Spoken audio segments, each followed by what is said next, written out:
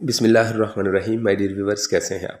मैं हूं मोहम्मद अरशद और आप देख रहे हैं इंग्लिश विद अरशद। आज हम बात करेंगे जनाब एडम बेडी के बारे में। इंग्लिश में बड़ा इम्पोर्टेंट क्वेश्चन आता है, इसके करैक्टर्स क्या हैं, कौन कौन से हैं, समरी क्या है। तो आज हम इस नावल की समरी को डिस्कस करेंगे यहाँ पे।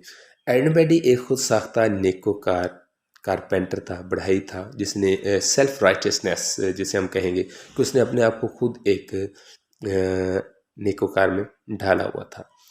हेटी नामी एक लड़की से शादी करना चाहता था, उससे लव करता है, प्यार करता है, लेकिन हेटी एक ख्वाबों की दुनिया में रहने वाली लड़की थी। रोमांस को बहुत ज़्यादा पसंद करती थी, लेकिन वो पुरआसाइश और अमीराना ज़िंदगी गुजारने की ख्वाहिश रखती थी। जबकि जब हम एडम को देखते हैं तो वो उसके ख्वाबों को पूरा नहीं कर सकता, क्योंकि ये गरीब है, पुअर है और ये एक बढ़ई है।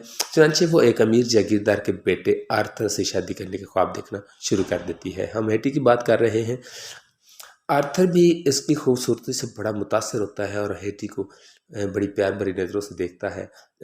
हेटी उसे अपने ख्वाबों का शहज़ादा समझने लगती है और इस तरह दोनों के दरमियान में जंगल में मुलाकातों का सिलसिला शुरू हो जाता है। एक दूसरे को समझना शुरू कर देते हैं और इसी असना में हेटी के कज़न है डैना मॉर्स। वो एक मेथोडिस्ट मुबल्लिग होती है, इंतहाई काइंड हार्टेड होती है, रहम दिल होती है, नरम दिल होती है, गॉड फीयरिंग पर्सन होती है, खुदा का खौफ रखने वाली लड़की होती है। वो ना सिर्फ लोगों को मेथोडिज्म की तबलीग करती है, बल्कि तमाम हालात में लोगों को आराम सुकून पहुंचाने और मदद करने की हर मुमकिन कोशिश करती है।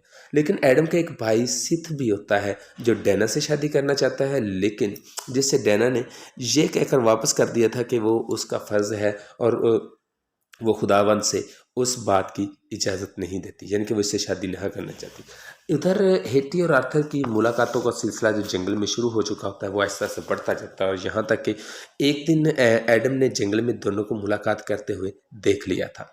चूँकि एडम गरीब था, कारपेंटर था, वो भी हेटी से शादी करना चाहता था, उसे बहुत पसंद करता था और इस हरकत की वजह से उसे बहुत गुस्सा आया। उसने एडम और आर्थर के दरमियान एक शदीद लड़ाई हुई और इस लड़ाई के नतीजे में आर्थर वहाँ पर बेहोश हो गया। एडम ने इससे होश में लाकर हुक्म दिया वो हेटी के नाम खत लिखकर उससे अपने सारे ताल्लुकात ख़त्म करके यहाँ से दूर चला जाए। आर्थर ने हेटी के नाम खत तो लिख दिया, मगर उसे मुकम्मल तौर पर नाउमीद नहीं किया और वो इस सिलसिले में फिर वहाँ हेस्लोप से चला जाता है। आर्थर के जाने के बाद एडम ने हेटी का रिश्ता मांग लिया, जिसे हंसी खुशी कबूल कर लिया गया। लेकिन चंद दिन बाद हेटी को एहसास हुआ कि वो उम्मीद से है। चुनांचे इंतहाई परेशानी की हालत में वो डैना से मुलाकात के बहाने आर्थर की तलाश में निकल खड़ी हुई और शदीद मुश्किलात का शिकार हो गई। अपनी नापुख्ता सोच की वजह से उसे हालात से निपटने का सही अंदाज़ा भी नहीं था और सफ़र की मुश्किलात और जिस्मानी हालत की वजह से वो ज़िंदगी और मौत की कश्मकश में मुब्तला होती चली गई।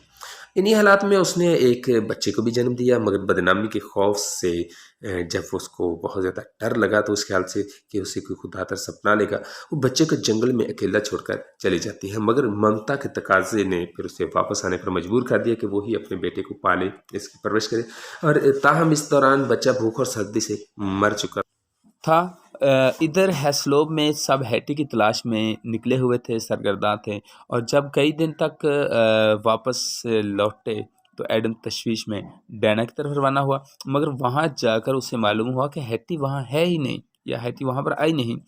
उसके जहन में बहुत सारे वसवे जन्म लेने लगे, वो मुख्तलिफ तरह की सोचें सोचने लगा। और मिस्टर अर्वन जो हेस्लोब का पादरी है उसकी तरफ रवाना होता है। वहाँ जाकर उसे हेटी की गिरफ्तारी का जब पता चलता है तो उसे आर्थर पर बहुत ज़्यादा गुस्सा आता है।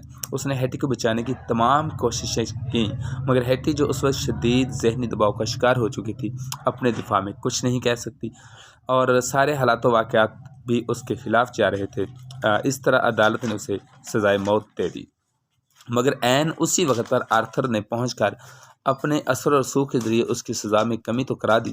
आर्थर को अपने किए पर बड़ा अफसोस था, लेकिन इस शर्मिंदगी से निजात के लिए उसने हेस्लोप से हमेशा के लिए चले जाने का फ़ैसला कर लिया। दूसरी तरफ एडम से मुलाकात में उससे दरख्वास्त की कि वो हेटी के ख़ानदान को हेस्लोप में ही रहने पर आमादा करे, क्योंकि उसने दोबारा फ़ौज में जाने का फ़ैसला कर लिया था। इस दौरान हेटी की जलावतनी में मौत वाक़ होगी। इधर एडम और डैना के दरमियान मोहब्बत का जज्बा परवान चढ़ने लगा। हेटी की मौत को उस वक़्त 18 माह गुजर चुके थे।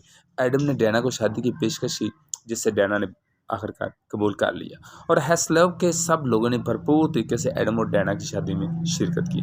और नावल के अख्ताम पर हम देखेंगे, हमें पता चलता है कि डायना मॉर्स ने मेथोडिज़म की तबलीग करना बंद कर दी थी, क्योंकि इस तहरीक के बानियों ने ख़वातीन को बाद अज़ां तबलीग करने से रोक दिया था। डायना अब एक तरफ घरेलू औरत के तरह अपने तो बच्चों और खावंद की देखभाल कर रही थी, और इधर हमें यह भी पता चलता है कि आर्थर एक लंबे अरसे के बाद घर लौट कर आता है, लेकिन वो शिकस्ता हाल और बीमार था। वो एडम को बताता है कि उसे हैटी की मौत का बहुत दुख है, वो उसके लिए बहुत कुछ करना चाहता था, लेकिन कुछ गलतियां ऐसी भी होती हैं जिनका अदाला हम कभी भी नहीं कर सकते। तो डियर स्टूडेंट्स, ये था हमारा आज का लेक्चर जिसमें हमने एडम बैडी की समरी को डिस्कस किया है। मिलते हैं एक नए लेक्चर के साथ जिसमें हम इस नावल के मुख्तलिफ किरदारों पर बात करेंगे। तब तक लिए अल्लाह हाफिज़।